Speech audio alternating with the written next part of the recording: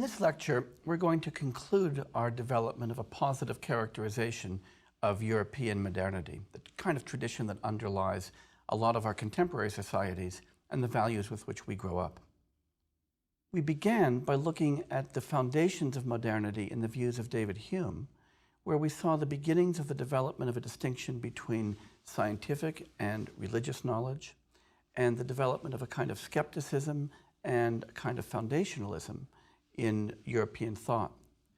In Kant, we refined this. We began to see the development of a clear public-private distinction and an emphasis on individual freedom of thought and freedom of speech, and of the responsibility of the individual to free thought and to free speech. But in Kant, that free thought and free speech was grounded in this notion of a kind of collective destiny and a collective responsibility of our societies to intellectual progress. But things have been moving from a more social to a more individualistic conception from Hume to Kant. We've been moving from the sentiments to reason. And in Mill, we are going to see a deep elaboration of the Kantian distinction between the public and the private into the distinction that we now take for granted, as well as an elaboration of Kant's idea that it's the individual who matters, and individual thought, individual speech, and individual freedom into an even more individualistic model of what civil society looks like, and a theory of privacy and of individual liberty that we will all recognize as very much akin to that undergirds American civil society. John Stuart Mill is a fascinating human being as well as a fascinating philosopher. He was the son of an important philosopher, James Mill, who was one of the founders of the utilitarian movement in England, along with his close friend, Jeremy Bentham. James Mill actually worked for the East India Company and wrote a very influential and very strange, I must say, history of British rule in India. John Stuart Mill, whose work we'll be examining, had a very odd upbringing. You might say that his childhood was a kind of joint experiment conducted by James Mill and Jeremy Bentham to produce the ideally educated individual. He was indeed a prodigy, which helped, but James Mill and Bentham, in order to make sure that John Stuart Mill got this ideal education, kept him completely isolated from other children his age. He knew no other children when he was young except his own younger brothers and sisters. He was taught Greek from a very early age. By age 3 or 4, his Greek apparently was really good. By age 6, he had mastered classical Greek, was reading Plato and Herodotus, and by age 8 had read the complete works of Aristotle, at which point they began teaching him Latin. By age 10, he had read all of the Latin classics and was apparently as fluent in Latin and Greek as any classics professor you could find. He was also, during this time, being pumped full of mathematics and the science of the day and political philosophy, so that by the time John Stuart Mill entered early adolescence, he had what we would regard as a spectacular university education. I'm not advising this, though, as a way to raise your children. By late adolescence, John Stuart Mill suffered a significant breakdown, was depressed, and had kind of precarious mental health through much of his life. Nonetheless, he accomplished an enormous amount. He was an ardent social reformer. He was one of the first major male philosophers, maybe the first, to really defend the rights of women. He was an ardent feminist. He was an advocate of democracy in England and of democracy outside. He read de Tocqueville's Democracy in America very closely and thought a lot both about the advantages of democracy and about its dangers. He was really interested in social reform, economic reform, political reform. His very best known work is called Utilitarianism, and it is a passionate defense of utilitarianism, this idea that an action is good in proportion to the amount of benefit that it does, bad in proportion to the amount of harm that it does. And this work is one of the foundations of utilitarian theory. But we're not going to look at utilitarianism. We're going to look at a work that I find much more interesting. That is his work on liberty, a very powerfully argued work that really defends a very clear, articulate sense of individual liberty, and does so using extraordinarily lucid arguments. Let me review with you what some of the central argument is going to be, and then we're going to actually move into the text. Mill will begin by defending what he calls the harm principle and the limits of the harm principle. And as we'll see, that is an idea that it's only harm to others that can limit individual freedom and liberty.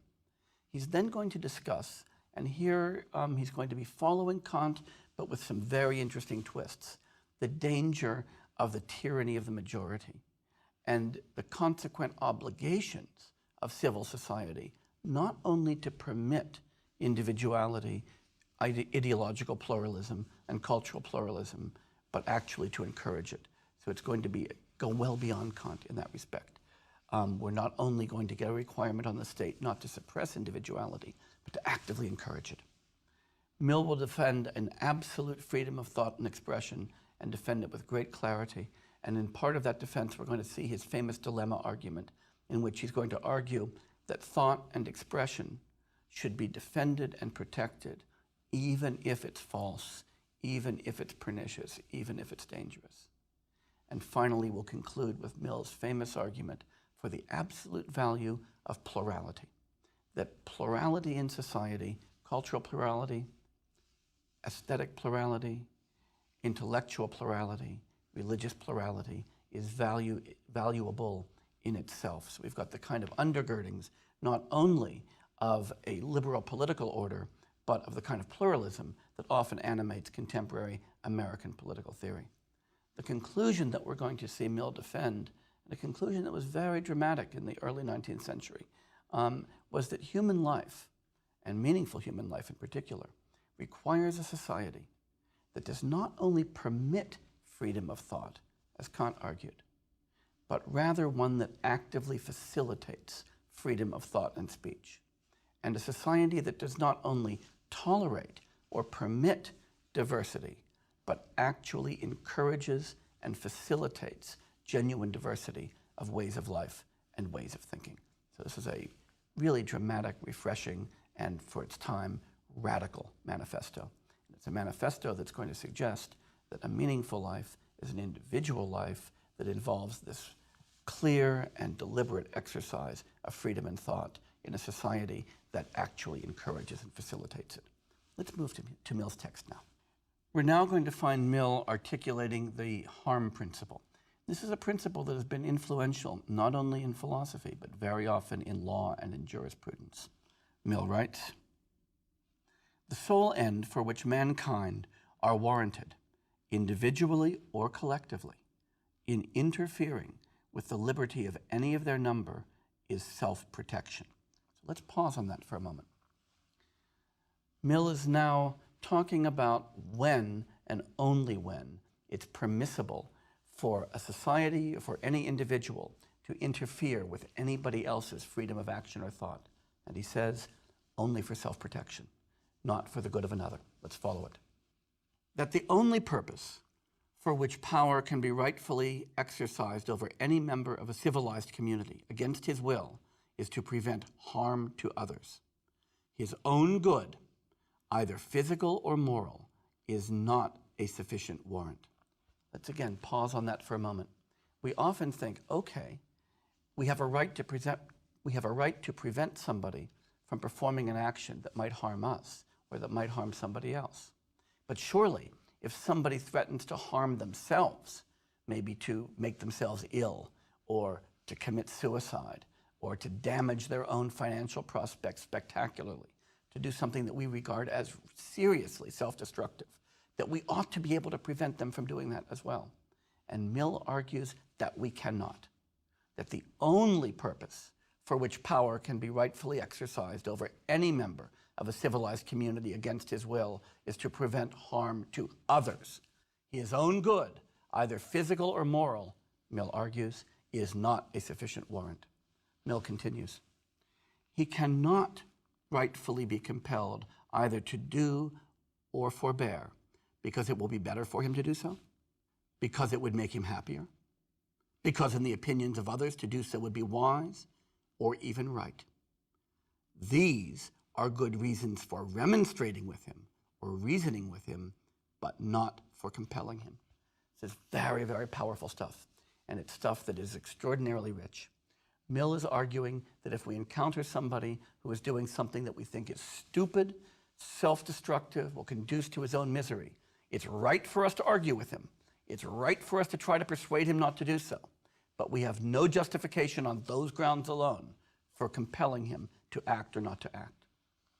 To justify that, Mill writes, the conduct from which it is desired to deter him must be calculated to produce evil to someone else. He emphasizes, the only part of the conduct of anyone for which he is amenable to society is that which concerns others. Over himself, over his own body and mind, the individual is sovereign. Let's repeat that. That sentence is kind of the hallmark of the final development of modernity. Complete individualist libertarianism. Over himself, over his own body and mind, the individual is sovereign. That's very deep, very powerful. Let's note a few things here. This harm principle, which we're seeing in Mill, is going to strike us as remarkably familiar. It's very close to our own somewhat libertarian American conception of individual freedom, that as long as I'm not infringing on anybody else's rights, I have the right to be let alone. It looks like our right to privacy. And so what it's doing, what Mill is doing, is taking Kant's distinction between the public and private and creating much stronger protection for the private and a much clearer and much larger zone of privacy. For Kant, the public sphere was the sphere in which we engaged collectively as citizens, and everything else more or less was private. For Mill, everything is private that doesn't affect the welfare of others, and that's an enormous zone of our lives. But also notice this, and I think this is a respect in which Mill is moving deeper into modernity than Kant did. For Kant, as we saw at the end of the last lecture, the reason for the strong protection of individual freedom and liberty and of this public-private distinction was because of our collective social obligation to make progress. But Mill is not talking about the destiny of society, collective obligation, progress. He's talking only about the individual. This is a superbly individualist construction of privacy and liberty, and a continued move following Kant away from any kind of paternalism. Again, going much further than Kant did. But Mill does, as did Kant, limit the scope of this restriction. So the harm principle is not unlimited.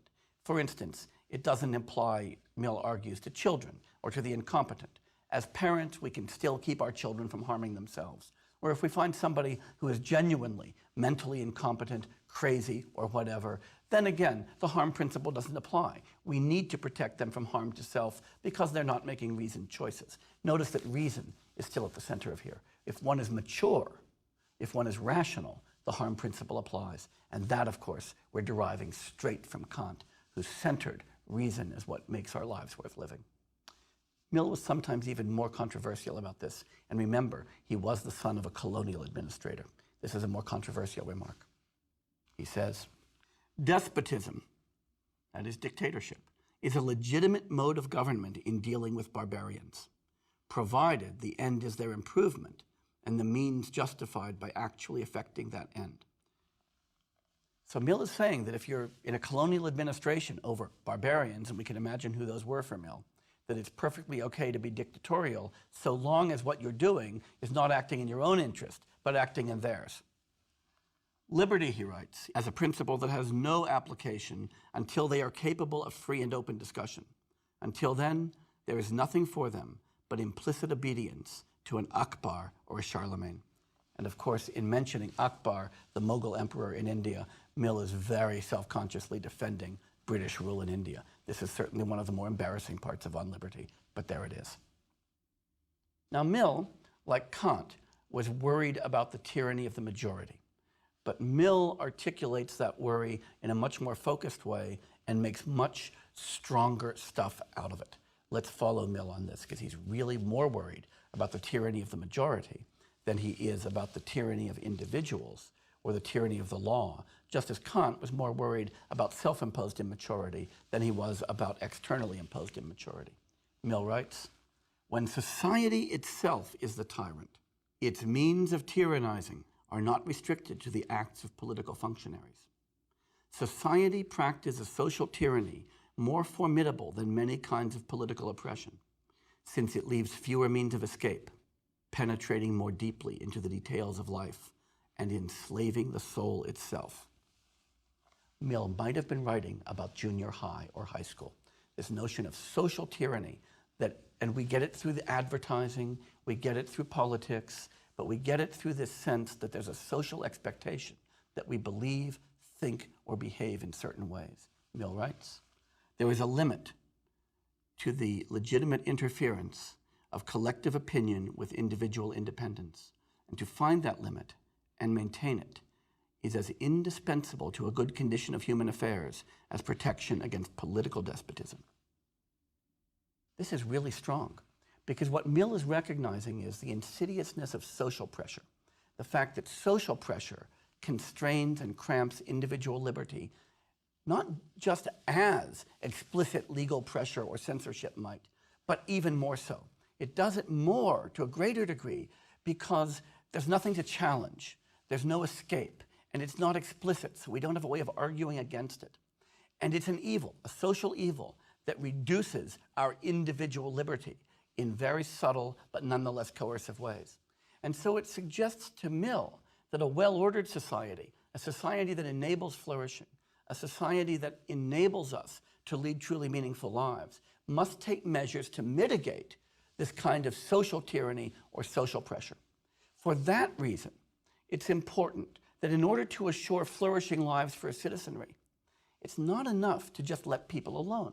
A government that just leaves people alone would be a government that leaves them to the mercy of social tyranny, of social pressure. For that reason, Mill thinks, conditions for individuality don't just emerge by accident. They have to be actively encouraged by government. So this is not a call for a laissez-faire libertarian government. It's a call for an activist government that moves against monopoly of the public space by social tyrannies and majorities. So this is kind of radical. So Mill is arguing here that there's a kind of social obligation, a collective political obligation to generate individuality. And the place where this really enters the American tradition is with the work of John Dewey and his thought about American education, arguing that the educational system has an obligation to generate free-thinking individuals, not just people who know lots of stuff, and certainly not people who accept common wisdom. And that idea in Dewey is coming straight out of John Stuart Mill. So there's a lot of influence here in American society from Mill. And of course, Mill also defends an absolute freedom of speech and thought in the public sphere. And he gives us a very extended, very passionate defense. It's gorgeous. We don't have time to work through all of it here, but I really recommend that after you hear this lecture, you pick up a copy of On Liberty. It's a stirring and beautiful text, and you'll enjoy reading it. What I want to do now is to articulate one of the central pieces of that argument, and one that I think is extraordinarily profound and strikes some people as very surprising when they hear it. We call it the dilemma argument. Mill begins with an interesting dilemma. He points out that some speech is true and some speech is false. Sometimes we articulate things that we know to be true. I might argue, for instance, that the earth is round, but there are also flat earthers out there who argue ferociously that the earth is flat. Some people argue and defend evolutionary theory, some defend creationism. One of those positions is surely false, one of those positions may well be true. Moreover, he points out, some speech, some ideas, some thoughts or ideologies are beneficial, and some are in fact harmful. Now, the question is, should we be able to restrict any of it? Mill points out that many people think that while we would never want to suppress true speech, true ideas, or beneficial ideas, it would be okay to suppress ideas we know to be false or we know to be dangerous. And indeed, many societies today restrict speech, publication ideas because they don't want ideas that they regard as false or ideas that they regard as dangerous or subversive to be expressed. Mill argues that both of those are dangerous. He argues that, of course, ideas are either true or false. If they're true or beneficial, right, this kind of former end of the dilemma, then if we suppress them, believing that they're false or believing that they're harmful, we are going to slow progress, we're going to prevent discovery, we're going to slow down science, and we're going to deprive people of access to the truth. And Mill offers many examples of this. Of course, the most famous one would be the persecution of Galileo. The church taking a belief which it believed to be false and believed to be harmful, which ended up being true and beneficial, and suppressed it, and we saw the horrible consequences. But Mill offers a number of examples of these, and with a little bit of imagination, you can come up with quite a few. But the interesting piece is the other side of the dilemma. Why shouldn't we suppress speech which is false and harmful? Well, Mill points two things out. One, of course, is we might be wrong. That is, we might seriously believe, genuinely believe that a view is false or that it's harmful, and it's not, and we might suppress it, in which case we're ending up in the Galileo situation. But more importantly, even if the view is harmful or false, by simply suppressing it, we deprive ourselves of the opportunity to refute it rationally by argument. That is, people who may have believed it are kind of bullied politically or socially into not asserting it, not thinking about it, not articulating it, not defending it. But beating people into ideological submission, Mill pointed out, does not eliminate the belief. It does not get them not to believe it, it just gets them to be quiet about it. As he puts it, it drives these beliefs underground. And when they're driven underground, they're immune to refutation. We can't find them. We can't argue against them. We can't refute them. And so Mill imagines we get this kind of underground economy of cancerous beliefs and views and arguments that build on themselves because people only hear that stuff. They never hear refutation. And the reason that they do not hear refutation is because the views have been suppressed. And when that happens, Mill says, these views cause even more harm. Because if you kept them in the daylight, if you didn't persecute them, then in the clear light of day, under rational examination, under open political discussion, the views would simply be refuted and they would die off on their own accord. And so Mill says, when we confront this dilemma, we should realize that whether we believe a view is true and beneficial, or that we believe that the view is false and detrimental, there is no argument for suppression, only an argument for putting it out in the public domain for argument, discourse, defense, or critique. Now, Mill also points out that there's another reason for absolute freedom of speech. That was the kind of the dilemma argument. The second big argument, though, is his argument for the absolute value of pluralism and plurality in society. And I think that this was an argument that was way ahead of its time. We live in an era now where people are fond of talking about pluralistic, diverse societies and the value of diversity. That wasn't true in the 19th century. And it's worth remembering that we pick up this discourse about diversity very much from John Stuart Mill. So we're looking at the roots of a lot of our own ideology. Mill points out that it's often hard to know of a bunch of rival ideas, rival perspectives, which one is true, which one is most beneficial. And even if we think we know which one is, he points out that our ideas, our thinking, our ideology, and our approaches are always improved through debate. By refuting somebody else, we get a clearer idea of what we ourselves think and why. And they get a clearer idea of why they're wrong and of why our views might be right. Or, of course, we might find out, surprisingly, that we're wrong and improve our ideas by taking on board ideas from others. And at many times, Mill points out different views, different traditions, especially he points out religious traditions or aesthetic traditions or traditions in food or lifestyle might be better for different people. There might be subparts of society who do really well as Catholics, and subparts that do really well as Jews, subparts who do really well as Buddhists, subparts who do really well not religious at all. Some people like modern art, some people like classical art. And there's no reason to impose a uniformity when variety actually benefits more people. And so Mill argues that society offers a lot more options to its citizens, but also a lot more ideological ferment, hence a lot more stuff going on, a lot more frisson if we've got pluralism.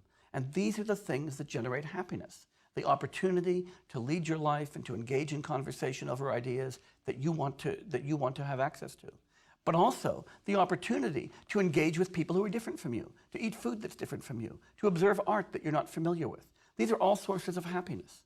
And Mill argues if we're looking for human flourishing, even if I seriously and deeply believe that the music that I like best is best, that the literature that I like best is best, that the religious tradition to which I belong is best, to impose that on others does them no favors, does me no favors, and does my society no favors. The domain of individual liberty for Mill is vast because only by making it vast can we allow individuals to flourish. So in Mill's thought, we see this tremendous importance of individuality, of individualism. It's not obvious if you just begin to think about it pre-reflectively why the cultivation of individuality and diversity is a good thing. It needs defense. That's a central insight of Mill's, that you can't just say, hey, it's good to be individuals, it's good to be different. You need a reason for that. And indeed, Mill noted, and we can note in our present society, that there are many people who see diversity and individuality as a bad thing. It promotes, some people think, disunity. It doesn't promote unity in society. It might promote conflict. And it also might allow people to choose lifestyles or views that we might think of as harmful to them or to society at large. But Mill points out that this kind of individualism and pluralism, in fact, promotes progress. Because it's the rare individuals, it's the individuals whose creativity emerges from that, who are creative enough, progressive enough to break through social stagnation and to allow genuine social progress. Mill also argues that it makes for better citizens. He writes, "He who lets the world choose his plan of life." Note the echo of Kant here, right? It's very self-conscious. "He who lets the world choose his plan of life lives a life of ape-like imitation." Worse than juvenile, ape-like. We're going down the phylogenetic scale. "He who chooses a plan of life for himself uses all his faculties." And so Mill argues we're just plain better people when we exercise that kind of choice. We're more mature, we're more developed. Moreover, Mill points out, originality is what leads to material progress. So even if you just care about more goods and more material progress in society, you need originality. And originality only comes from pluralism and individuality. So this is a plurality argument. We've seen that for Mill, coercion and criticism make sense only when we're criticizing things that we believe to be wrong. But coercion and criticism are very different things. It's one thing to criticize a view. It's another thing to coerce somebody from holding that view. There's a difference between harm and offense. We might be offended by somebody's view. That's a reason to criticize. Only if that person is harming others can we coerce them to abandon the view or the behavior. Only harm or personal incompetence justifies coercion at all for Mill.